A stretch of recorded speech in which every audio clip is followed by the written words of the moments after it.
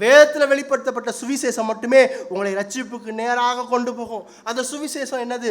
அந்த சுவிசேஷம் என்னன்னா, நான் பாவியான மனுஷன், என் மேலே தேவனுடைய கோபம் நிலைச்சிருக்கு, நான் செய்கிற ஒவ்வொரு பாவமும் என் மேலே தேவனுடைய கோபத்தை அதிகரித்து கொண்டே இருக்குது, நான் என்ன செஞ்சாலும் அந்த தேவனுடைய கோபத்திலிருந்து நான் ஒருபோதும் என்னை காப்பாற்றிக் கொள்ள முடியாது, நான் இப்படியே செத்து போனால் நித்தியமான நரகத்துக்கு மட்டும்தான் போவேன். ஏன்னா என்னுடைய ஒவ்வொரு பாவமும், அதாவது என்னுடைய ஒவ்வொரு பொய்யும் நித்தியமான தேவனுக்கு எதிராக இருப்பதனால் அந்த நித்தியமான தண்டனைக்கு மட்டுமே மனிதன் பாத்திரவான்.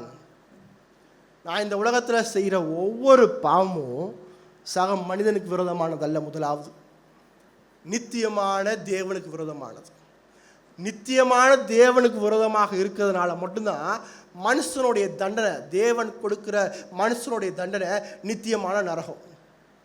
அப்போ நித்தியமான நரகத்திலிருந்து காலத்துக்கு உட்பட்ட மனிதன் ஒருபோதும் தன்னை காப்பாற்றிக் கொள்ளவே முடியாது. ஏன்னா நித்தியமான தேவனை காலத்துக்கு உட்பட்ட மனிதன் ஒருபோதும் திருப்தி செய்ய முடியாது. இதை முதல் கிளியராக அண்டர்ஸ்டாண்ட் பண்ணிக்கோங்க. காலத்துக்கு உட்பட்ட மனிதனால் நித்தியமான தேவனை ஒருபோதும் திருப்தி செய்ய முடியவே முடியாது.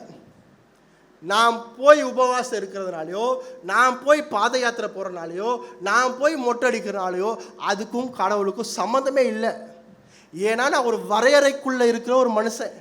நீங்களும் நானும் வணங்குற ஆண்டவர், உங்களையும் என்னையும் படைத்த ஆண்டவர் எப்படிப்பட்டவர்னா, அவர் காலத்துக்கு முன்பாக இருக்கிறவர், அவர் காலத்தை உருவாக்கினவர், அவர் நித்திய அவருக்கு ஆரம்பமும் இல்லை முடிவும் இல்லை, அவர் நித்திய காலமாக இருக்கிறவர். அதை என்னால் முழுமையாக புரிஞ்சு கொள்ள முடியாது. அவர் எப்பொழுதும் இருக்கிற சர்வ வல்லமையும் அதிகாரமும் நிறைந்த ஆண்டவர். ஒரு யானைக்கு முன்னாடி போயிட்டு நான் ஒரு தேங்காய் சிலை இந்த சாப்பிடுவோம், பசி ஆற்றிடுவோன்னு சொன்னால் எப்படி இருக்கும்? அதை விட மேலானவர், அதை விட உயர்ந்தவர், அதை விட உயர்ந்த தேவனுக்கு முன்பாக நீங்களும் நானும் பாவம் செஞ்சு அவரை திருப்தி செய்யலாம்னா ஒருபோதும் திருப்தி செய்ய முடியாது. மனுஷனால் முடியாதனால தான் தேவனே தன்னுடைய நித்திய குமாரனை இந்த உலகத்துக்கு அனுப்பினார். ஏன்னா எந்த மனுஷனாலும் அவருடைய கோபத்தை திருப்தி செய்ய முடியாது. ஆகவே எல்லைக்கு உட்படாத நித்தியமான அவரை போல சமமாக இருக்கிற தேவனுடைய குமாரனை தேவன் இந்த உலகத்திற்கு அனுப்பினார். அவர் தான் ஆண்டவராகிய இயேசு கிறிஸ்து. அவர் என்ன செஞ்சார்? அவர் முதலாவது மார்க்கில் பார்க்குறோம், அவர் முதலாவது தன்னை தேவன் என்று வெளிப்படுத்தி கொண்டிருக்கிறார். அவர் தன்னை தேவன் என்று உங்களுக்கு அடையாளப்படுத்தி கொண்டிருக்கிறார். தன்னை மேசியா என்று சொல்லிக் கொண்டிருக்கிறார். அவரை விசுவாசி என்று சொல்லிக் கொண்டிருக்கிறார். எப்படி மன்னிக்க போகிறார்? அவர் சிலுவையிலே மன்னிக்க போகிறார். சிலுவையிலே அந்த தேவனுடைய குமாரன் மீது, நித்தியமான தேவனுடைய குமாரன் மீது உங்களுடைய பாவமும் என்னுடைய பாவமும் அவர் மீது வைக்கப்படுகிறது. அவர் மீது வைக்கப்படும் போது நித்திய பிதா தன்னுடைய நித்தியமான கோபத்தை, உங்கள் மீதும் என் மீது இருந்த கோபத்தை அந்த நித்திய குமாரன் மீது முழுமையாக ஊற்றுகிறார். முழுமையாக ஊற்றுறார்னா உங்கள் மேல் இருந்த என் மேல் இருந்த கோபம் எல்லாம் இயேசுவின் மீது திருப்பப்படுகிறது. திருப்பப்பட்டு அங்கே முழுவதுமாக ஊற்றப்படுகிறது. அங்கே ஊற்றும் போது தான் சொல்கிறார், என் தேவனே என் தேவனே ஏன் என்னை கைவிட்டீர் என்று சொல்கிறார். அங்கே அந்த உறவு பிளவுபடுகிறது.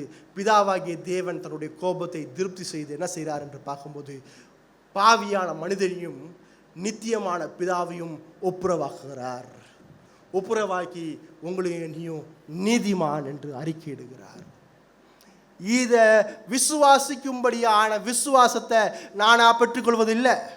எனக்குள்ளேருந்து ஐயோ நான் இயேசுவை விசுவாசிக்கிறேன்னு சொல்ல முடியாது.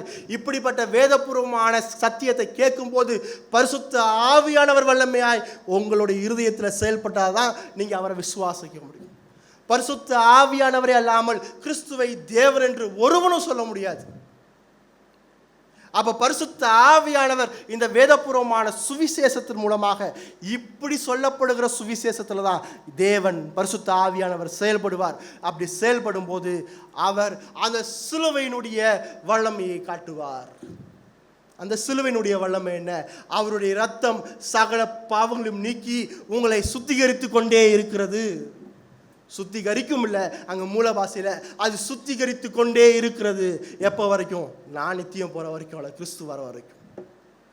மனிதன் அவரால் தெரிந்து கொள்ளப்பட்ட மனுஷன் இந்த உலகத்தில் இருக்கிற வரைக்கும் அவருடைய சிலுவையினுடைய வல்லமை என்னன்னா, அந்த ரத்தம் என்னை சுத்திகரித்து கொண்டே இருக்கும். இப்படிப்பட்ட விசுவாசத்தை பரிசுத்த ஆவியானவர் மட்டும் தான் தரும். இதுதான் உண்மையான சுவிசேஷம்.